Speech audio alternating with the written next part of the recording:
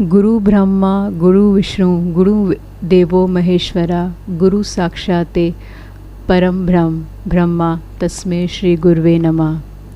If a person teaches me one single word, he has made me his servant for a lifetime. Said by Hazrat Ali Raziyallah Ta'ala Anhu, a prominent personality in Islam.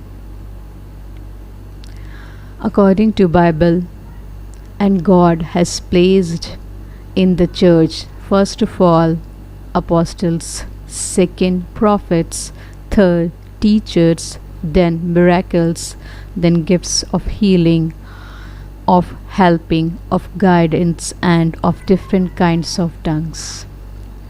So, as you have seen, guys, as you have seen, my students, कि गुरु का, teacher का, जो एक उस्ताद का जो position है वो कितनी ऊंची है, उसका ज़िक्र जो है इन तीनों ग्रंथों में कितने अच्छी तरह से कितने बड़े मुकाम पे टीचर को रखा गया है.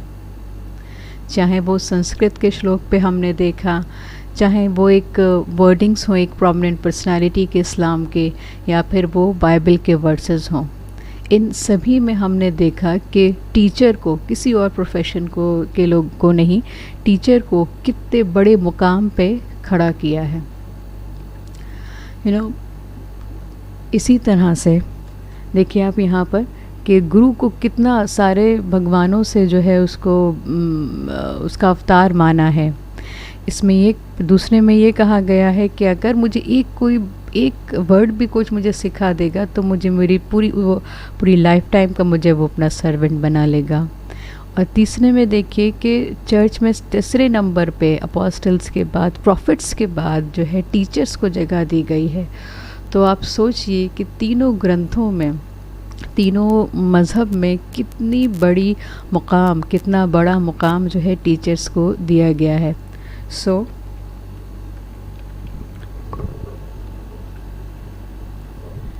We should be thankful, we should say thank you God for choosing us for this noble work.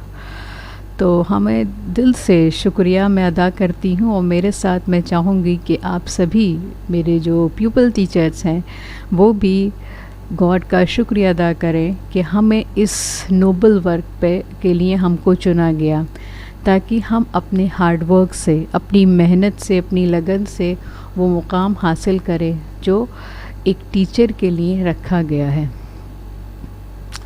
चलिए फिर इसी अच्छे थॉट के साथ आज हम अपने टॉपिक को स्टार्ट करते हैं. ये जो आप देख रहे हैं ना अपने स्क्रीन पर, टी ये जो लिख रहा है ना, ड्रेस इसकी लग रही है एक सुपर हीरो की, और बीच में लिखा है टी, जैसे अलग अलग सुपर हीरोज़ के बीच में उनका लिखा होता है. इसी तरह से यहाँ पर टी लिखा हुआ है. T stands for, yes you are right, teacher. एक सुपर हीरो का क्या काम है? सुपर हीरो का काम है कि वो लोगों की जान बचाता है. हम लोग बचपन में ऐसे ही देखते हुए आए हैं. और टीचर क्या किसी सुपर हीरो से कम है? वो जान नहीं बचाती, लेकिन वो जीने का सलीका सिखाती है. वो हमारे ज़िंदगियों को एक सही डायरेक्शन देती है. तो टीचर भी किसी सुपर हीरो से, किसी सुपर वुमेन से कम नहीं होती. जी हाँ, बीएड सेकेंड सेमेस्टर है, पेपर थर्ड में ले रही हूँ. पेपर थर्ड का 5th unit, that is teaching as a profession. इसमें मेरा टॉपिक है अभी फ़िलहाल का, आज का, कंसेप्ट ऑफ टीचिंग प्रोफेशन. इसमें हम जानेंगे कि टीचिंग प्रोफेशन आखिर क्या भला है. Objective, to make my students fall in love with the profession. तो मेरी कोशिश रहेगी कि मैं अपनी तरह, जैसे मैं अपने प्रोफेशन को प्यार करती हूँ, आप सब भी उसी तरह इस प्रोफेशन को प्यार दें, प्यार करें. और मुझे ज़रूर बताइएगा कि whether I am able to achieve my objective or not. So this presentation is going to be present by Mrs Subuhi Rahman, faculty of education, Karim city college.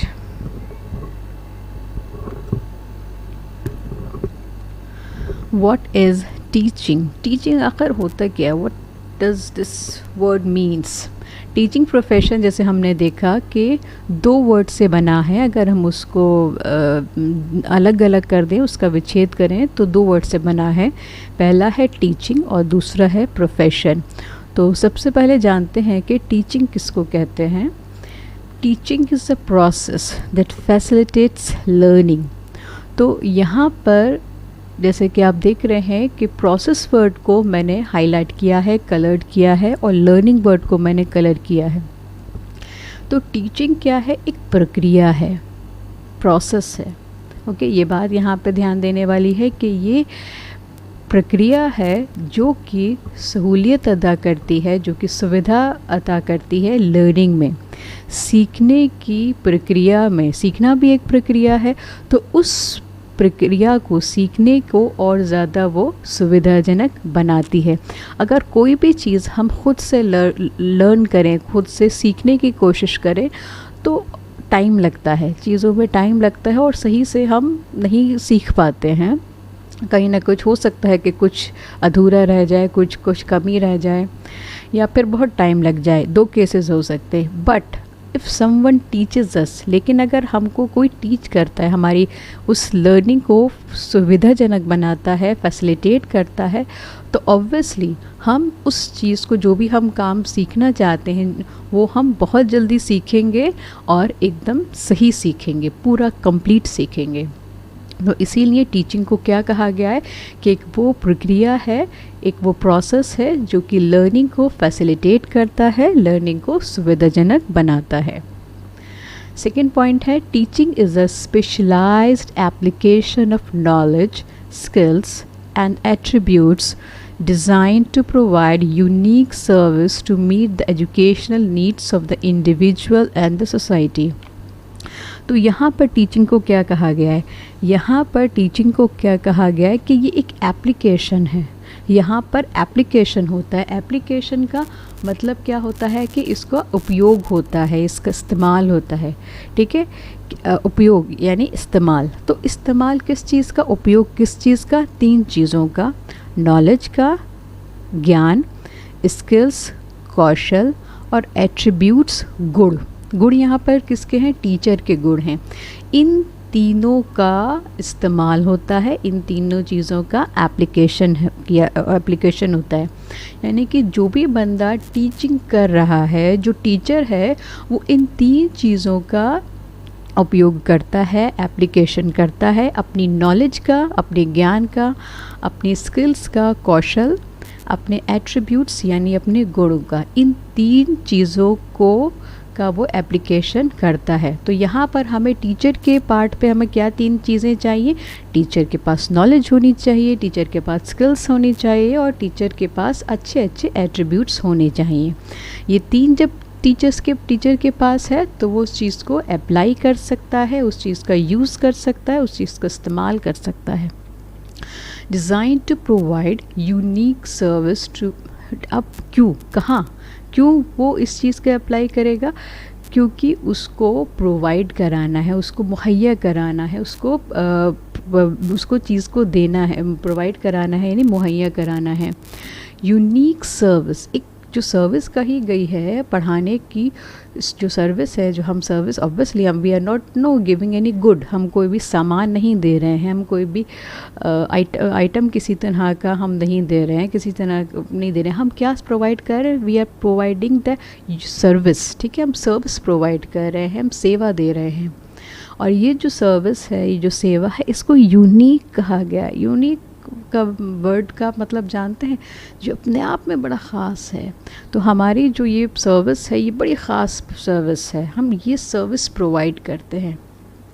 तो टीचिंग हमने क्या समझा कि ये एक एप्लीकेशन है नॉलेज, स्किल्स और एट्रीब्यूट्स का, जिसमें प्रोवाइड किया जाता है, मुहैया कराई जाती है यूनिक सर्विस।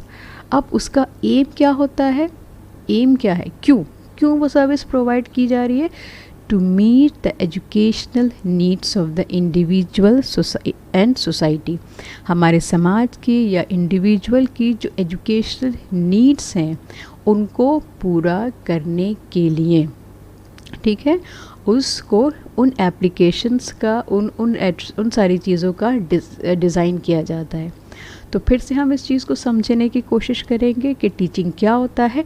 टीचिंग जो है वो एप्लीकेशन है, उपयोग है, उपयोग किया जाता है नॉलेज का, स्किल्स का और गुणों का, एट्रीब्यूट्स का, जिससे हम प्रोवाइड करते हैं unique service, a service to teach, ताकि हम जो लोगों की और जो समाज की जो नीड्स हैं, नीड क्या है उनकी कि उनको एजुकेशन चाहिए, उनको कोई ऐसे लोग चाहिए, ऐसा कोई चाहिए जो कि उनको पढ़ा सके, सिखा सके, तो हम वो नीड प्रोवाइड करते हैं।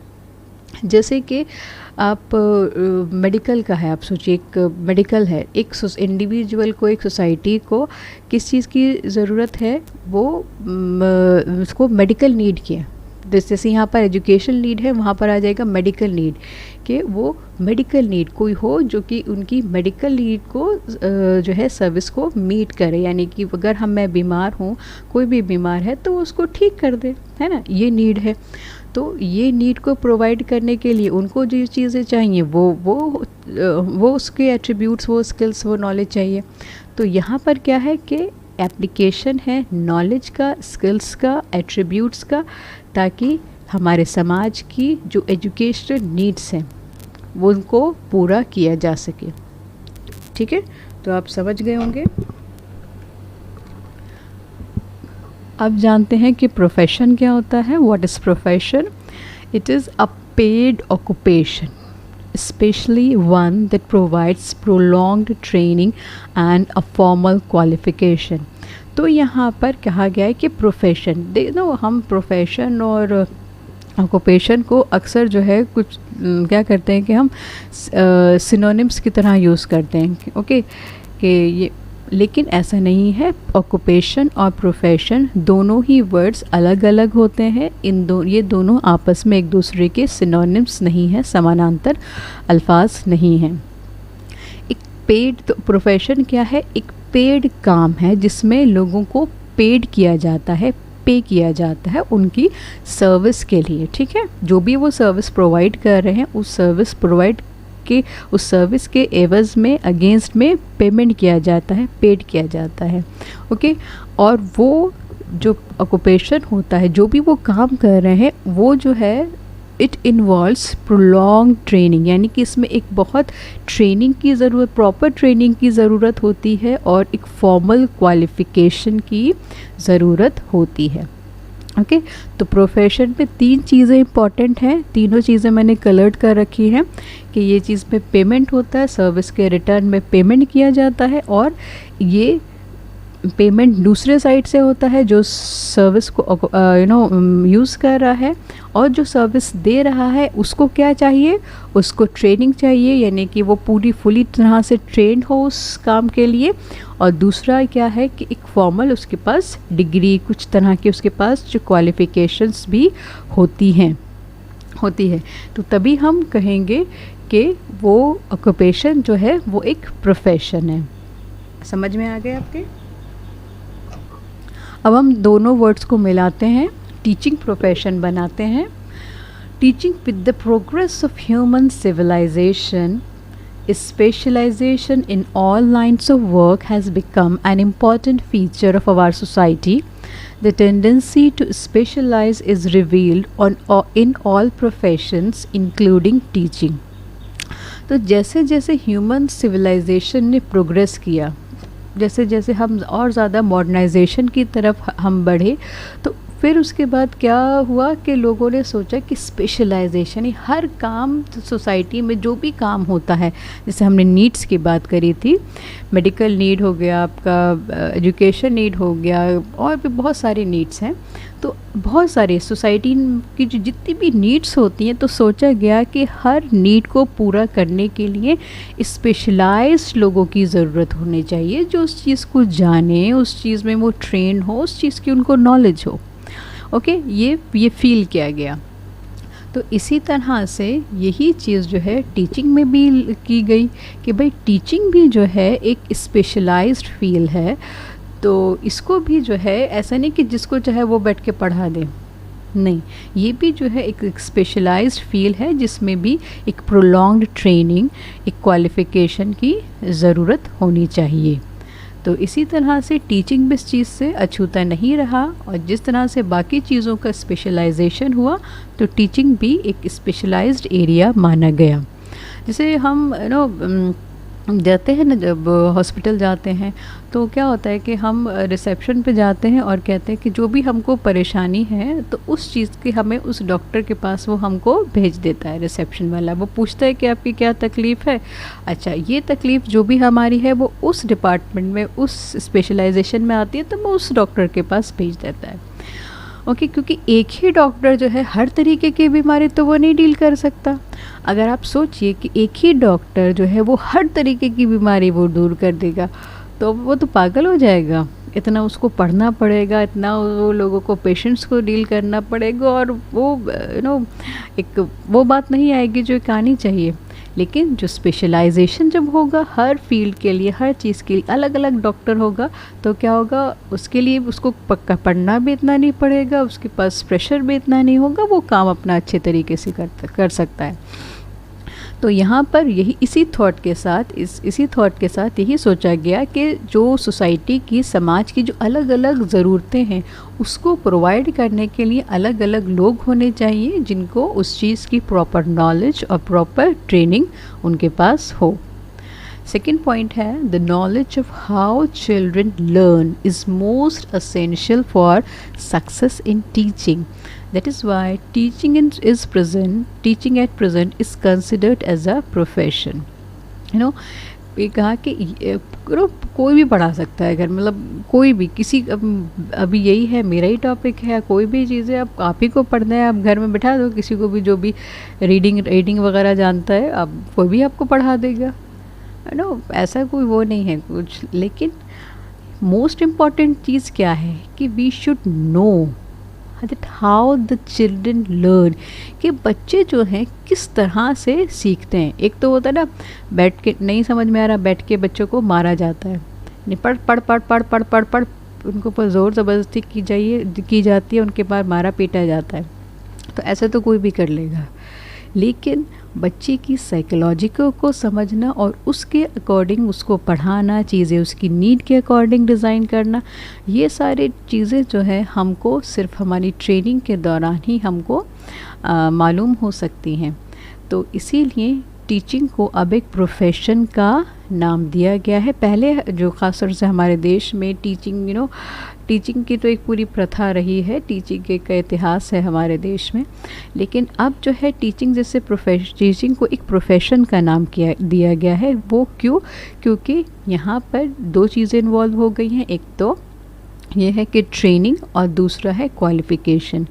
आपके पास क्वालिफ़िकेशन होनी चाहिए तभी आप टीच कर सकते हैं, और दूसरी बात क्या है कि आपके पास ट्रेनिंग होनी चाहिए तभी आप टीच कर सकते हैं।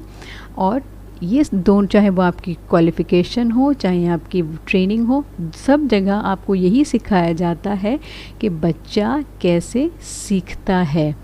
Okay, the knowledge of how children learn, ठीक है। और यही जब आपके पास नॉलेज होगी कि बच्चा मेरा सीखता कैसे, उसको क्या पसंद है, वो किस तरह से मैं समझाऊं, किस तरह से मैं बताऊं कि उसको सबसे ज़्यादा समझ में आए क्लैरिटी के साथ, और वो उसकी जो लर्निंग है वो रिटेन रहे फॉर अ लॉन्गर टाइम। तो ये सारी चीज़ें जो है हम कैसे पता कर सकते हैं? When we have a proper training, when we have the knowledge किस तरह से बच्चा सीखता है। तो इसीलिए इन सारी वजहों के साथ हम अब जो है कहा जाता है कि टीचिंग जो है एक प्रोफेशन बन गया है। Okay, so with this we can conclude that yes, now the teaching has become a profession. Okay, and in the next classes we are going to learn teaching as a profession. Thank you so much. Hope कि आप सभी को बहुत अच्छे से समझ में आ गया होगा।